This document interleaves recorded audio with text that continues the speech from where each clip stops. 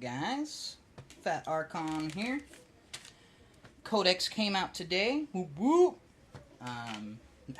As you can see, I have a lot of work ahead of me to get ready for this Codex, or get ready to use this Codex. So I figured I'd kill some time painting, and then go over what list I'm going to use tomorrow, or what I'm going to be using for now. And then I'm just going to throw in some random info on good conversions and good cheap models you can get, etc, etc, etc. So I'm going to be painting some witches. These are all 3rd edition Dark Eldar, and I really hate their sculpts, but I had a box of them, of 50 infantry and a bunch of other stuff, so I figured I might as well use it. So, while I hate 3rd edition sculpts, some of them are pretty cool. Archon's pretty tight, wearing the other dude's face. Yeah, pretty tight. Sybarites are going to make awesome Archons now. And this is just an old school Sybarite. Yeah, and he's got the blast pistol, and I can give him Witchblades, or I can call it an Agonizer. Super easy. So, I actually have a couple of those, and that's great. Plus, these guys are so much cheaper than the regular ones, so they're a pretty good choice. So yeah, let me get my shit together, and then we can start going over the army I'm gonna run now the Codex is out. I gotta say, I'm almost most happy with the point drops. The list I always ran went down 200 points, or 250 points, or something like that. That's another squad of Blasterborn, or that's another jet. So much, guys. And that actually reminds me, thank you, I need to get painting some disintegrator cannons, because I used to almost exclusively use Dark Lances, but now the disintegrators are so cheap. I think I'm going to switch my Razorwing jets over to disintegrator versions, because they're cheaper, and that's going to give me, he's going to be like an anti-infantry powerhouse if you do that. For 100, I think it's 130 points if you put disintegrators on him. Pretty good. He gets 2 disintegrators, missiles, and the twin-linked rifles with that, so that's pretty good. So for tips on conversions, I did another video on the magnetizing, and I also mentioned the witches, but any transports you get, they're going to have little dudes hanging off the side. Hella, just turn those into, I like turning them into HQs because they have good poses, but you can also turn them into just foot infantry. I have something like 6 Raiders and 7 Venoms or something like that, and each one, if I don't put the gunner on the Venom, that's 3 infantry per Venom, and then on the Raider, if you decided not to put the driver and the gunner on it, that's 4 infantry per Raider that you're getting there. I kind of like them with at least the gunner, or excuse me, at least the driver or whatever, and even then I like them with the gunner too, but if you need some models, dude, that's 4 of them, that's pretty good, that's a pretty good deal. So there's a tip on converting. Incubi, I bought a bunch of, what were they? They were Rangers from Fantasy, or Age of Sigmar or whatever. I think they're called Rangers. And anyways, they have little swords that have 2 hands on them, and they're really long. Those worked great for converting some Incubi. So I'm a speed painter through and through, 100%. These guys are looking really bad, because all they have is the dry brush on them. Base coat, basically. And there's 40 or 50 of these right here. Took me maybe an hour to dry brush all of them. Maybe, if even. And yeah, they look like junk right now, but once I'm done, I'm gonna wash them, which is gonna super help, and then basing them is the biggest tip I can give you if you're doing speed painting, or just a so-so painter. Base them, dude, because it immediately draws people's eyes to the base, and they don't even necessarily see the rest. So the Codex is damn nice. I mean, we basically knew everything that was going to be in it. There wasn't really anything that surprised me. Oh, one thing that surprised me is vehicles can carry the Phantasm grenade launcher now, which I think is tight. All vehicles except for the Venom, or most vehicles except for the Venom. And it might be all of them, I'm not sure. But that's tight. Like, whether I'm going to use it or not, I don't know, because it's only 18 inches and 1 damage. But it is 3 shots, so technically, and although it's going to be, like, extraordinarily rare, that's a potential 3 wounds extra for 3 points. I mean, so if you got extra points, you might as well. What else jumped out at me? How incredibly good the cults are going to be. But again, we kind of already knew that. But, like, their HQ traits and their HQs are just phenomenal. The list I'm running, or I'm going to run, doesn't have any witches in it yet. Because I've always loved the Cabals. They're my favorite. And I'm kind of going to stick to similar what I always did. It's just it's cheaper now, so I can fit in even better stuff. We usually run 2K points around here. Tournaments and local or friendly games. And sometimes 1850. So yeah, let's go over the list I'm going to use. So I'm going to do 3 detachments. Oh, okay, here's something else that jumped out at me. How cheap it's going to be to get battalions now, guys. I looked it up, or did the math, and I believe it's 240 points will get you a basic battalion for real cheap. Ooh, something else that jumped at me is how more expensive Archons are going to be. Like, the cheapest Archon I could do was like 72 points, I think, and it used to be like 50-something, 54, 58. But there's not much difference between like a kitted out Archon unless you put the blaster on him, and a not so kitted out. So at least that's a perk. And he's buffing now. He's buffing and he's doing phenomenal with that now. So we're set, guys. So for my list, I'm doing 3 detachments. So I'm doing 2 brigades, and I'm doing an air wing detachment. 1 brigade is, oh, you guessed it, going to be Flayed Skull. Just because I do a lot of transports, and that is an incredibly good obsession to have.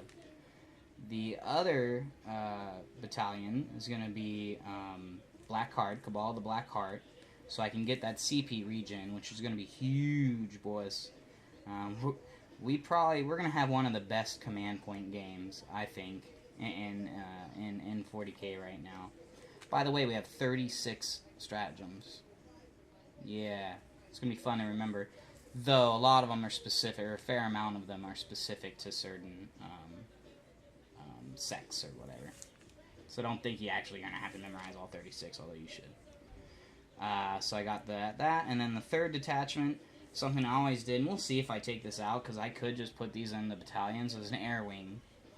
And I'm kind of torn on the air wing. Like, you would think they're flyers, so I should obviously just go for Flayed Skull. But Flayed Skull, it gives you ignore cover if you're fly unit, reroll 1s to hit on rapid fire, and then plus 3 inch to your movement. Razorwing already moves 72 inches, and with an advance 92 inches.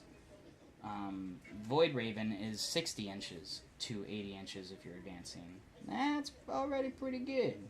And then the reroll 1s, that's not even going to affect the Voidraven, and it's only going to affect the rifles on the Razorwing.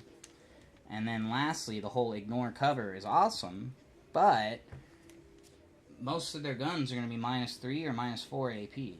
So I'm not too worried about them getting a cover save. Though, if they have crazy cover save shenanigans, like we kind of have, we have a stratagem now that gives you +2 to your cover save, which is pretty meh. I don't think you need it. What I think I'm going to do, and what I kind of want, is Cabal the Black Heart.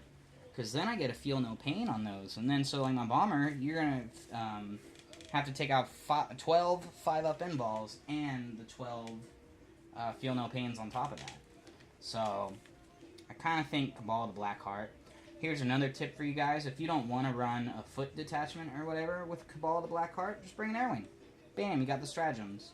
Or an easy way to get the stratagems. So that's where I'm sitting with that. So for the Flayed Skull, and I'm going off memory here, so bear with me.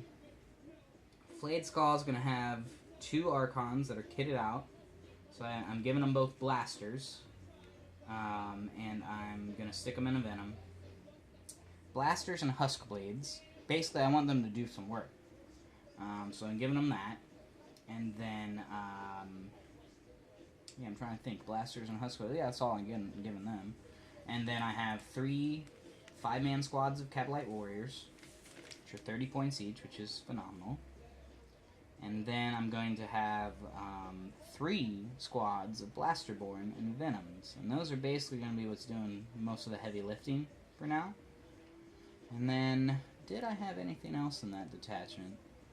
No, I think it's just the transports, which is 4 Venoms in total, because I have 1 for the Archons and then the 3 for the Blasterborn, who are, I mean, it should be pretty clear what the strategy is going to be. You're going to Screaming Jet them so they're off the board, and then when I need them, I'm going to drop them in. And it'll probably be a first turn thing, so I'll probably, like, whatever's scariest, I'm going to just deep strike, kill, kill, kill. And I think it'll be pretty effective, because that's 4d6 damage, so 24 potential wounds, something like that. Potential, obviously you're not going to get that. Second detachment is Blackheart. So that's going to be, it's going to be 2, so this one's all about buffing, by the way. This one's all about buffing units, because buffing units and getting the command points. So it's going to be 2 Archons, and I'm basically keeping them just base. Or I was going to keep them base. I was going to give them just the pistols and Witchblade, so they're incredibly cheap. After I built my list, though, I had an extra, like, 6 points to kill, or something like that. So I gave one an Agonizer and the other a Huskblade, because I figured why not. Yeah, I could do Plasma and Grenade Launchers, but again, they're going to be sitting back with the Ravagers, or whatever else needs to shoot, so they're not going to be going out there. And then I gave it 3 minimum squads of Kabalite Warriors, because it's required, and having more infantry is good, and having 6 squads of infantry with the 2 combined is great, because now I can put people in objectives that I need. And then there are 3 Ravagers, and currently I'm keeping them all Dark Lances, because even though I have those blasters, Dark Eldar are most fun when you have way more firepower than you'll ever need. So currently I have, in the list total, it's 9 Dark Lances and 12, 14 blasters. So 23 Dark Light weapons, basically, which is, and I've always shot for like a minimum of 20 in my Kabalite list, Cabal list. And that's that detachment. And then the Air Wing is going to be Voidraven and the 2 Razorwing jets. And I'm kidding them all out for anti-infantry. So we got Dark Scythes, and then we're going to have Disintegrators, which I'm going to need to take these out and do that. I need to magnetize those, actually. And like I said, I think, I'm pretty sure I want to run those as Blackheart, so they get to feel no pain. The other option is really good. It would be Flayed Skull. Just know that only affects their maximum movement, not their minimum. That plus 3 inch. Which could help the Voidraven, I suppose, but still. So the strategy with this list is going to be all about Alpha Strike. And this is basically going to be like your typical Dark Eldar list, I think, or close to it. Obviously, I haven't spent much time like figuring out what's optimal and all that stuff. And to be honest, my biggest thing is I need to learn all the stratagems and just learn how to use those. But Alpha Strike. So you're going to keep everything important off the board. So what am I working with? I'm working with the 11 CP. So we got the 6 plus the 3. So 10 command points. And I'm going to be gaining those on a 6 anytime a command point is spent. So I'm expecting to earn another, like, 1 or 2 through the battle. Warlord is going to be the Blackheart dude, so I get that ability. That's a Warlord trait. And his Relic is... I feel like the Relic... Oh, no. Is that the Relic? Labyrinthe? Well, the other one I gave him was the +1 to wound rolls, I'm pretty sure. I could be having a brain fart here, but any Kabalite unit within... any Blackheart unit within 6 inches of that dude is going to be rerolling 1s to wound as well. I'm pretty sure that's what I gave him, unless... unless otherwise. But that was always my plan the entire time. So I hope that's what I gave him. And if I'm wrong, let me know. Obviously, I haven't memorized the Codex yet, unfortunately. So Alpha Strike. So I'm going to be putting definitely, like, again, the Trueborn are going to be the money makers. They're going to be sitting off the board looking for whatever's juicy. I'll probably bring them in T1, but if he's doing the same thing, or there's, like, nothing worth blasting off the board, like he has a shitload of infantry and barely any vehicles, I'll probably just drop one, then T2 I'll drop one, and then T3 I'll drop one, or whatever. So, I mean, you know, obviously we gotta see how it goes, but... so they're going out, and then probably the Ravagers. So that's going to be 6 command points if I do it that way. Unless I just do the Venoms, which could be another way to do it, and that's only going to cost me 3 command points. So there are some options in how we're going to do that. Again, guys, I need to hammer it in your head. I personally feel that you're going to need as many CP as you can get your little hands on. Get your little elfie hands on. Especially with the Agents of Vect. Because that's what's funny. So I'm going to have 10 points. Let's say I spent the 6 for everything. I'm basically not going to use another power the rest of the game until I earn some points with those rolls. Because I'm going to want to use that denial stratagem. Anybody who hasn't read up on or been following the news for Drukhari and just like 40k in general isn't even going to know about that stratagem. And they're going to be very surprised. And if you want to be like Dark Eldar about it, don't even tell them until they need to. And I wouldn't, honestly. Nobody tells me about their fucking stratagems. So why should I like warn them, hey, I'm going to use this on you later? Nobody tells me that. So, yeah. If somebody asks you, like, what you got, just say, what do you plan on doing? Just be like, you'll see. I think like I said, the flyers are going to be anti-infantry. Voidraven is going to... So how I normally deploy with the Voidraven is I put him... I try to deploy him last, just to see wherever they're putting their biggest blob of infantry, and also so they don't think about him too much. And I usually put him as close to that unit that I want to murder as I can. And then, you know the drill. As soon as the game starts, I just vault it over that unit. I advance them if I have to, whatever it takes, and then I bomb them, and then they get surprised, and then they blow him up next turn. Because they're like mad, they want to get like revenge, even though he's lost like half of his utility after he dropped his bomb. The missiles on the Voidraven are way cheaper now. The missiles are only 10 points. So Bomber with missiles is 169 points. Or, excuse me, 165 points. Without the missiles, he used to be 169 points. So we're getting a good pie stop on him. And I already loved him to death. Like, I've had nothing but, like, seriously, nothing but good experiences with him. He is the best distraction Carnifex you can get for your entire army. At least with people who don't necessarily know better. Although he's still strong. Like, I'll talk about him in a second. But, well, I'm talking about him now. He is still strong as hell. So those dark sights that he's got, I would always do dark sights. Like, mathematically, they're way better. Again, I'm not a mathematician, but reading up on it, and it is once you like start looking at it, it's kind of common sense, because you're getting up to 6 shots at up to 3 damage each, versus 2 shots at up to 6 damage each. And those 2 shots, like, you're gonna miss one like half the time, almost 33% of the time or something. You're gonna miss. Yeah. And we already got Dark Lances. Dark Sights, though, are going to rip through people. So a good tactic is you go over their biggest infantry unit, bomb it. That's usually 5 or 6 mortal wounds. Like, mathematically, that's 6.6. I know that. And then what you do is, like, if it's Terminators or something, you blast them with the Dark Sights.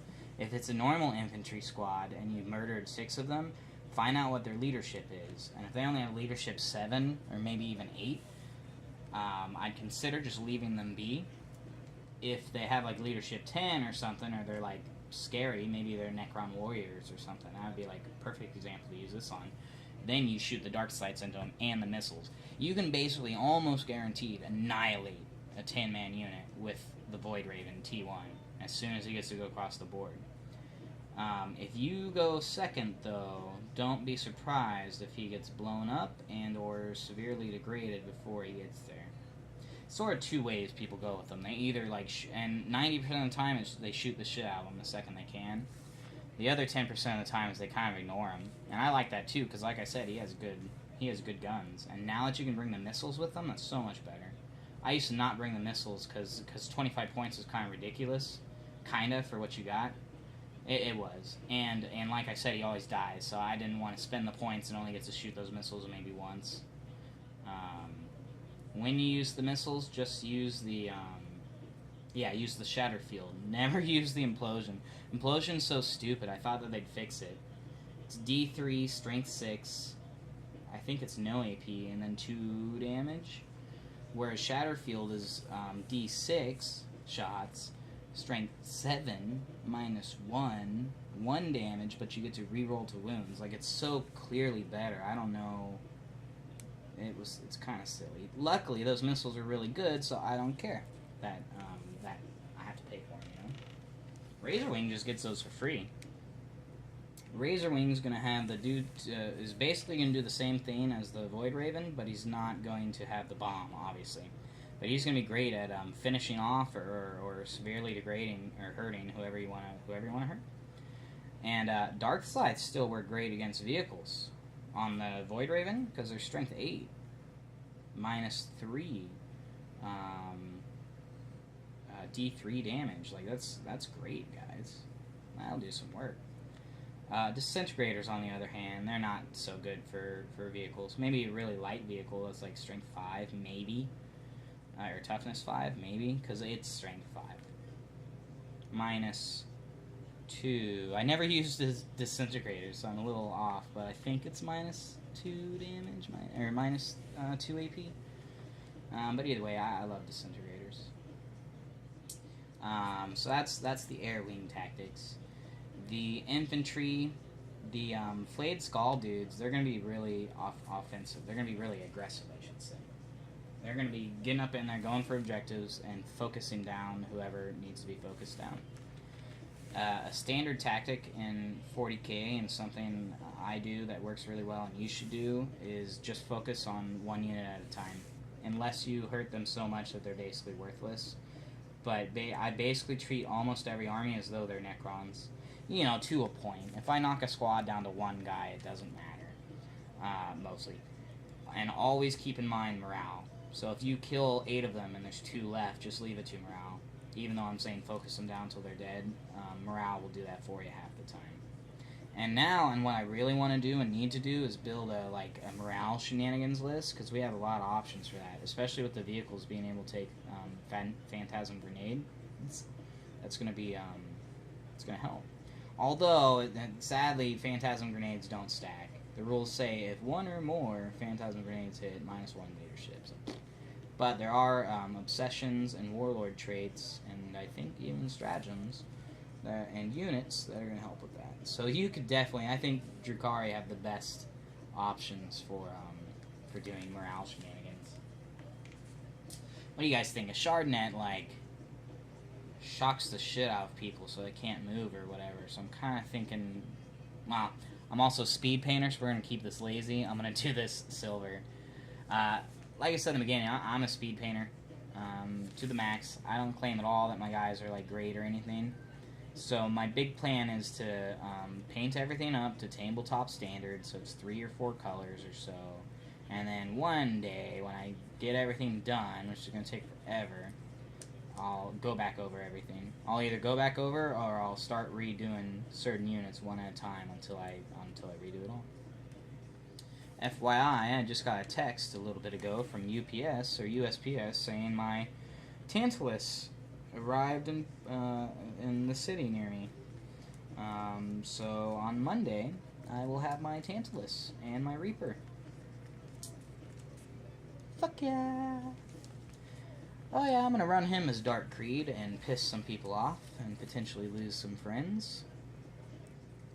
If you didn't already know, Tantalus and Reaper, and maybe this will get fact. I hope not, because I don't know. I'm impartial, but They can be ran as Coven or Cult. They can basically be any sect of Drukhari. And so you can run them as Homunculus Coven, and you can run them as Dark Creed. And Dark Creed has that stratagem, Esoteric Kill from Afar, where you can target a character with a Homunculus unit. So, you're going to Deep Strike your Tantalus, you're going to use Esoteric Kill, and you're going to murder their Warlord turn 1.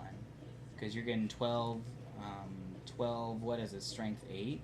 12 Strength 8 minus 3, 2 damage shots, something like that. You're getting 12 2 damage shots that are going to do some work. So that's going to piss some people off.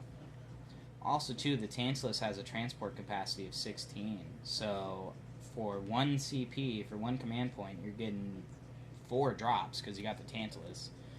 Well, yeah, 4 drops is 1 drop because you got the Tantalus and then 3 infantry, maybe even 4 infantry in there because you put a HQ in or whatever. So Tantalus is really fucking good, guys. Really fucking good. And fuck people who get all pissy when you use Forge World, because I play versus Forge World all the time and I've never said a fucking word. Also, too, they have, like, the coolest models a lot of the time.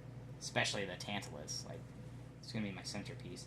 And how I talk about speed painting, I mean, we'll see. Maybe I will, but I'm gonna try to take my time with the Tantalus. Reaper I'll toss up real quick. Also, too, the Reaper would make not just as good, but the Reaper will make a very good Esoteric Kill character assassinator, too. And lastly, you don't even need to run them that way. They will do fine as normal vehicles for you. The Reaper's kind of eh. Before the Codex came out, he was awesome because he was cheaper than a Ravager, had 2 more wounds, had like 2 more attacks, close combat attacks, and he does have a decent gun. He has a really good gun. The only problem is it's heavy, so anytime he moves, you are losing some of your accuracy. But if you run him as a Kabalite, then just keep him next to an Archon. They reroll 1s, and that'll kind of make up for it. He has the and by the way, it's kind of cheap. Like, it's in euros, but it's only like 50 or 60 euros. So I think it's like 70 or 80 US dollars for one, which I think is fair. And fair for 40k prices. And his weapon is 1d6 Dark Lances, which is great. So he gets 1d6 shots of Dark Lances. Or you can do 2d6 Strength 5, basically Disintegrator Cannons. 2d6. So you can either do anti-infantry or anti-vehicle. And what's cool is you can change on the fly. So he kind of is the best of both worlds. Has more wounds. He's a little bit more survivable than the Ravagers, etc. But again, that heavy really messes with it. And it used to be cheaper. It used to be 150, but now that Ravagers are cheaper, they're 140 for Dark Lances and 125 for Disintegrators. Disintegrator Cannons. Which is a steal, guys. It used to be 180 points for Disintegrator Ravager, and that was ridiculous because I love Disintegrators, but I wasn't going to pay that. So a lot of times I'd bring one Ravager that had 2 of them on it, or 1 or 2 of them on it, and it always did great. Again, I just didn't want to pay so much money. My buddy who plays a lot of Space Marine type armies, he does not like Disintegrator Cannons, I can tell you that. So Flayed Skull is going to be aggressive. I'm going to Deep Strike the Trueborn. All the infantry I bring in, they're going to start out as Bubble Wrap, and then they're going to go for objectives. And they're just going to camp every single objective on the board. And also Poison's great for like high toughness stuff. So if I'm fighting Tyranids or a bunch of like tough-ass characters or something, we're good to go. Ooh, here's another conversion tip for you guys. This is an old-school Beastmaster from, like, 3rd edition or something like that. Perfect succubus. He's got the basically an Archite Glaive and the pistol.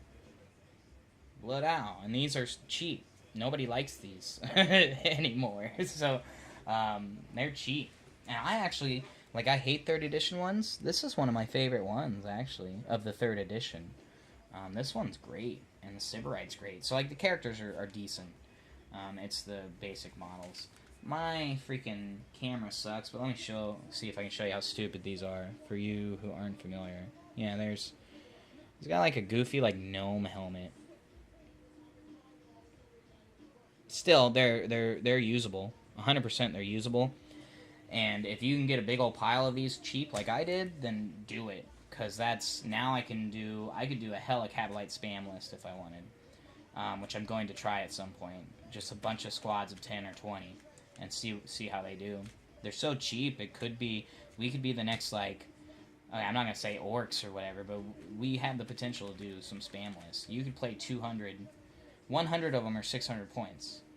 200 of them are going to be, 1,200 points. You could have 1,200 points and then bring a bunch of Ravagers and heavy weapons. Like,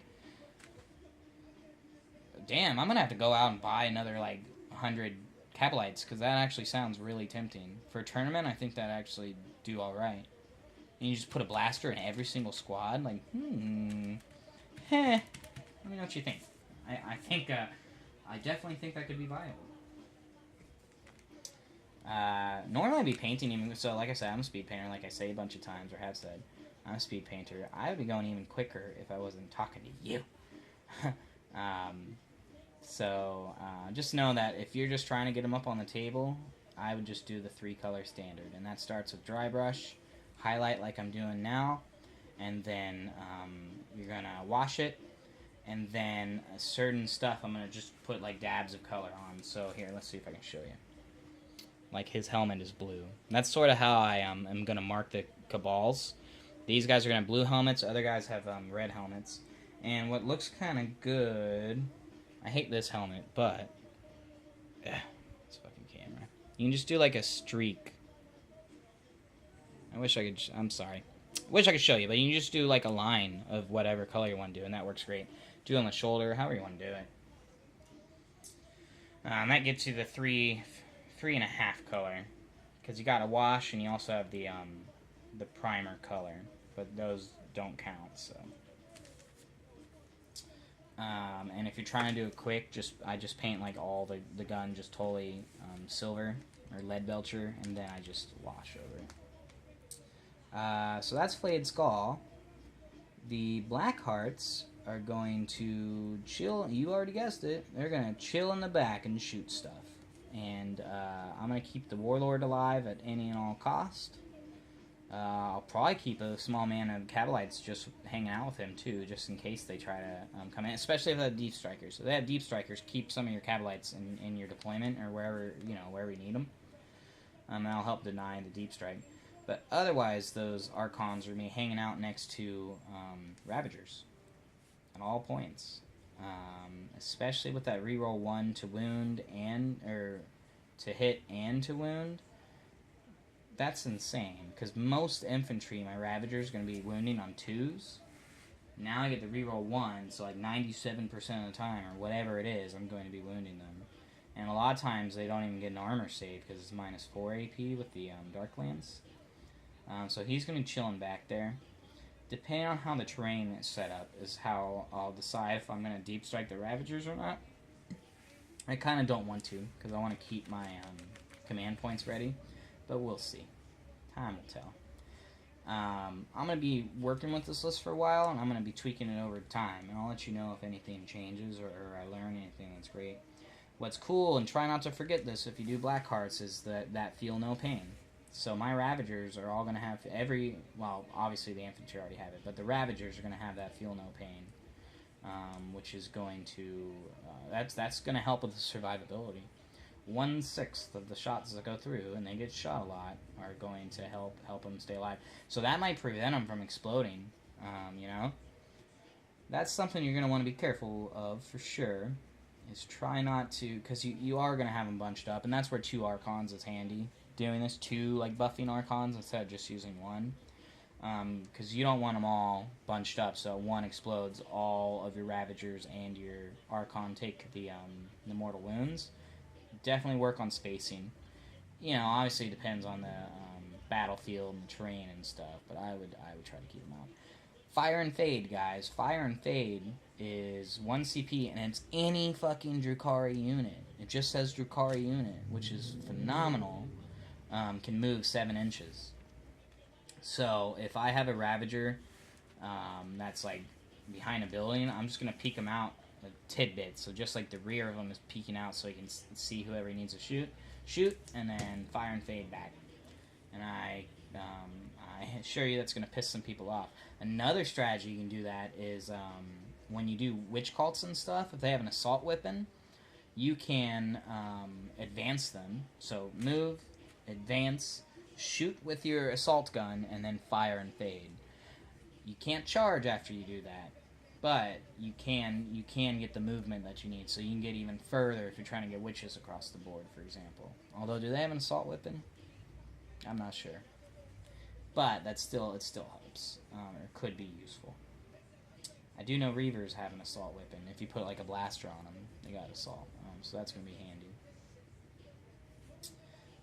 And transports too, if you need to. And actually, that's probably what'll be best for, come to think of it. So when I need a Venom, I get my Venom up there, I'm like, shit. I want to disembark them and charge with the Incubi inside, but I'm going to be too far away. Well, just shoot your Venom, fire and fade them even further, and then next turn you can disembark and then move out. I mean, you're only getting like an inch or something instead of rolling for the advance. It's saying you got a 6. But that's a guaranteed 7-inch movement, so I don't think that's too bad. You're going to spend a lot more time on this. Beastmaster slash Succubus. That's it for the Blackheart, and then the Flyers I kind of already went over. So what are some cool things in the Codex? Well, see, that's the thing, is you guys already, everybody who, like, is in love with Drukhari like I am should already know, basically, all the Codex. Like I said, there wasn't really much that surprised me. Oh, the fluff. I mean, the Codex itself is phenomenal. The fluff that's in there is great, and it has, like, updated fluff, so they're talking about Girly Man and all that stuff. Like, Urian straight up, like, gave an offer for, Girly Man to come hang out with him so he could show him like how to really make Marines or whatever because of the Primaris. Drukhari are all about Primaris Marines right now, so if you fight a Primaris Marine army, just you can drop some jokes about how great they're gonna look turned into grotesque. So the fluff, and then it goes over. It goes over. Like I haven't seen an 8th edition. Well, I've seen the codexes, but I haven't owned an 8th edition codex. Because I only play Drukhari. And they must all do this, but going over every single unit, literally every single unit that we have, they have a page dedicated to, which I think is great. The art is great. I'm really happy with that codex. I kind of wish I got a little bit more surprise with stuff, but I'm still stoked with it. So yeah, these guys are basically there. So what I'm going to do now is I'm going to wash these, and I'm going to base them, and I'm going to do a little bit more highlights, and they should be good. So we're going to call it here. Not going to ramble on too much longer.